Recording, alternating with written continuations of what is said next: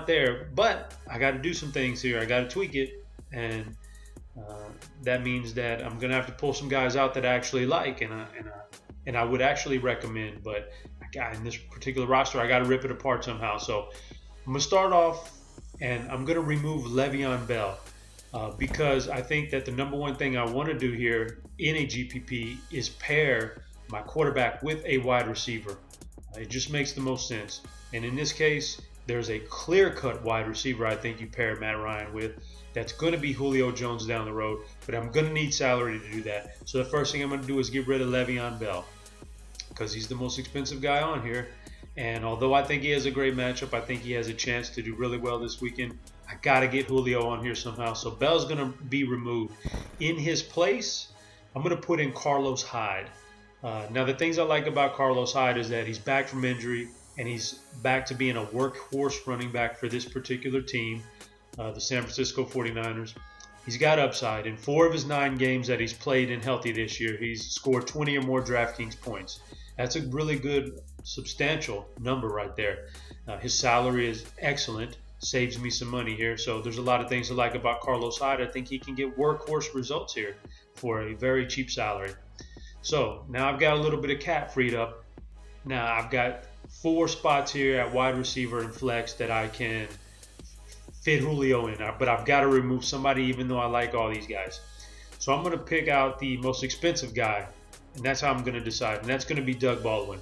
Now, although I like Doug Baldwin as a bounce back candidate this week, I would rather keep the low salaries on Marvin Jones, Green Beckham, and even Brandon Cooks is really close, but I would lean Cooks over Baldwin in this GPP play. So Baldwin's the guy I got to remove to be able to fit in Julio. So now I've got Julio in there. The good things about Julio, obviously, we know who he is. Target monster, number one, arguably the number 1 wide receiver in football, probably number 2 behind Antonio maybe. But this week he has a great individual matchup with Philip Gaines of the Kansas City Chiefs, who we just saw get torched on Sunday Night Football by Denver for 6 receptions, 209 yards, and 2 touchdowns is what he gave up individually. Yeah, that's a good matchup for Julio. If they decide to leave Gaines out there without any help, Julio will destroy this kid. And if you have Matt Ryan in your lineup and now you've got Julio goes off for 150 yards and a touchdown and 8 receptions, just say. Not only are you getting that from Julio, that's a good starting point for your quarterback too, Matt Ryan. And Matt Ryan's also going to target his other guys like Gabriel and Sanu and his running back. So you've got a good leg up there on that double hitter right there if Julio decides to go out there and exert himself against Philip Gaines and Kansas City decides to single cover Julio. So that's the guy I got to have in this lineup. With that, I've got a little bit extra money left over because the Le'Veon Bell is so expensive, so I got to spend it somewhere. To me, the most logical place here is to take the tight end out, Ladarius Green, who's a solid GPP play, but still I don't know if the upside is there just yet. So I'm going to be able to afford now a guy who I think does have big upside, and that's Travis Kelce.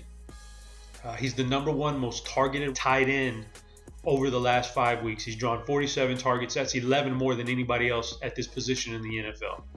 Also, what this does, if you look at the roster construction now, you'll see that I've got Travis Kelce for Kansas City going against Julio Jones for Atlanta. They're squaring off against each other. That's excellent because we've also got some other things down here. The running back move with Carlos Hyde gives me Carlos Hyde against Jordan Howard in the same game. Typically, you don't want 2 running backs facing off against each other, but in this day of football, where you've got running backs who are so prevalent in the passing game, it makes a lot of sense. So now I've got 2 entities squaring off in the San Francisco-Chicago game. Also, Cooks versus Jones in the New Orleans game. There's a lot of things that's correlating in this lineup, and I like it all. So with that, hope things work out here, man, and you can make a little bit of money, at the very least, maybe pick up a little bit of what is going on in my mind when I make a GPP roster. So as always, don't forget, check out our YouTube channel. You can subscribe to it at Roto Grinders and pick all the videos up in one place. the social media. If you appreciate the video, hit the like button. We always appreciate all that good stuff. So I'll see you guys next week. Good luck.